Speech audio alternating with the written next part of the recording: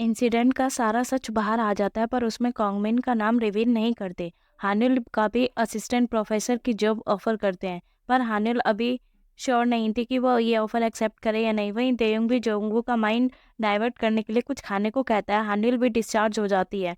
जोंगवू jail में उस nurse से मिलने जाता है। वो बताती है कि कॉन्गमिन ने उसे हाइपरमिन कम करने के लिए कहा था। जोंगवू के पास उसके मॉम का कॉल आता है कि कॉन्गमिन ने ऐसा किया।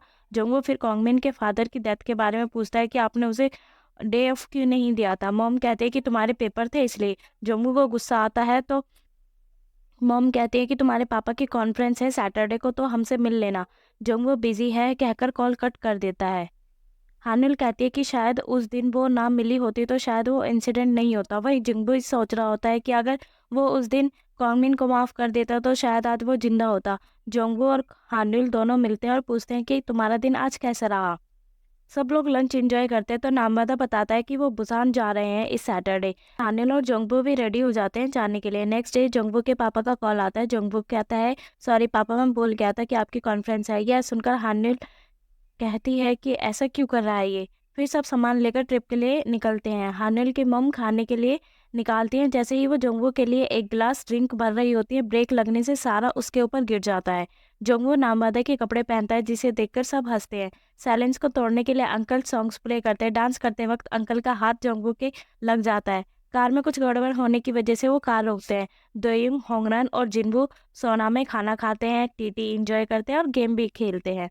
कार ठीक होती है तो जोंगवू को पता चलता है कि वो लोग डैड के फेवरेट प्लेस पर घूमने आए हैं। जोंगवू उन्हें जाने को कहता है और थोड़ी दूर वहीं पर रुक जाता है और उन्हें एक साथ देखता है। सब बाहर खाना खाते हैं और इंजॉय करते हैं। जोंगवू को सुलाते हैं और बाद में तेयुंग को चाय ऑफर करती है। जोंगवू के पास उसकी मॉम का कॉल आता है और मैसेज आता है कि वो सेओल आ गए हैं।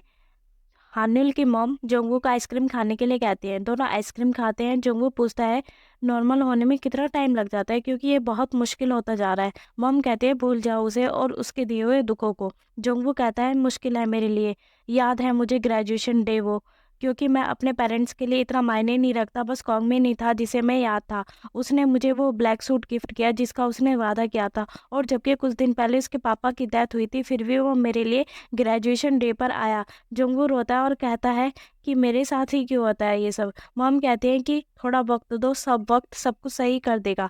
अंकल हानिल को कहते हैं कि होंगरान का मैसेज आया था कि तुम असिस्टेंट प्रोफेसर का जॉब एक्सेप्ट कर लो, तुम्हें ये एक्सेप्ट कर लेना चाहिए ऑफर। मैंने फ़ोन चेक नहीं किया तुम्हारा, बस ऊपर से पड़ा था। वो हानिल को समझाता है कि तुम्हें ये ऑफर एक्सेप्ट कर लेना चाहिए। हानिल जोंगवू से कहती है कि मैं जानती हूँ कि तुम्हारे पेरेंट्स सियोल में हैं, मैंने तुम्हारी बातें सुनी थी। जोंगवू कहता है पता नहीं अभी मैं उनसे मिलना चाहता हूँ या नहीं, बस अब मैंने टाइम पर ही सब छोड़ दिया है, अब टाइम पर ही रहने देते हैं सबको। फिर हानिल उसे बताते हैं कि उसे असिस्टेंट प्रोफेसर का ऑफर मिला है, जिसे सुन जोंगवू खुश हो जाता है और उसे ऑफर एक्सेप्ट करने को कहता है। दोनों मिलकर फिर फायरवर्क्स देखते हैं। नेक्स्ट डे हानिल को सब कॉन्ग्रेचुलेट करते हैं, जहाँ देयुंग होंगरान को भी बुलाने को कहता है। होंगरान आती है तो उसे पता चलता है कि सबको पता है जोंगवू और हानिल डेट कर रहे हैं। फिर नर्स कहती है कि शायद देयुंग और नर्स दो के बीच ही भी कुछ चल रहा है, जिससे सब उसे टीज करने लग जाते हैं। होंगरान को ये सुनकर थोड़ा अच्छा नहीं लगता। देयुंग होंगरान को बताता है कि मैं तुम्हें पसंद करता हूँ, अपने वीकेंड भी मैं तुम्हारे साथ एंजॉय करता हूँ, मैं क्यों किसी और को पसंद करूंगा। इतने में नर्स दो फोन देने आते हैं देयुंग को, तो उसका पैर फिसलता है जिससे वो देयुंग को किस कर देती है। इधर जोंगवू कहता है लव ट्रायंगल चल रहा है, शायद नर्स दो भी देयुंग को पसंद करती है, इंटरेस्टिंग होगा ये सब देखना। जोंगवू कहता है कल से तुम्हारी न्यू जॉब शुरू होगी और तुम फिर से बिजी हो जाओगी। हानिल कहती है कि मैं पहले की तरह काम नहीं करूंगी, अब मैं अपने आप को भी टाइम दूंगी और तुम्हें भी टाइम दूंगी। इतने में हानिल की मॉम का मैसेज आता है घर आने के लिए, तो वो देखती है कि उसकी मॉम ने उसकी डीपी लगाई है, जिसे देख जोंगवू भी वही डीपी लगाने को कहता है और लगाने लगता है। नेक्स्ट डे हानिल अपनी जॉब पर जाती है तो सब उसे देखकर खुश होते हैं, इंक्लूडिंग हानिल भी। जोंगवू डम्पलिंग्स बनाता है। अब वो हानिल का वेट करते करते डम्पलिंग्स बनाने लग गया था। हानिल का कॉल आता है तो उसे पता चलता है कि वो आज घर नहीं आएगी इमरजेंसी की वजह से, जिसे सुन जोंगवू गुस्से में डम्पलिंग्स बनाने लगता है। जोंगवू आकर बेड पर लेटता है और कहता है कि तुमने तो वादा तोड़ा अपना। जोंगवू उठता है और वो अपने कुछ काम करने लगता है, पर उसका ध्यान सारा फोन पर होता है। टाइम काटने के लिए वो फ्रिज विंडो साफ करने लग जाता है और फिर बेड पर थक कर सो जाता है। नेक्स्ट मॉर्निंग हानिल जोंगवू को एक पैकेट छोड़कर जाती है। फिर जोंगवू के पास वकील का कॉल आता है। इधर देयुंग भी परेशान होता है तो जोंगवू कहता है चलो मैं पार्टी देता हूँ, मेरे पास अब कुछ पैसे हैं। देयुंग पूछता है कहाँ से आए। जोंगवू बताता है कि उसे मेडिकल इंसिडेंट से कुछ पैसा वापस मिला है। दयुंग पूछता है कितने? जोंगवो बताता है 20 मिलियन। जिसे सुन दयुंग सरप्राइज होता है। दयुंग कहता है चलो पैसे खर्च करते हैं, मुझे एक कार दिलवाओ। जोंगवो कहता है कि मेरे पास एक खुद कार नहीं है।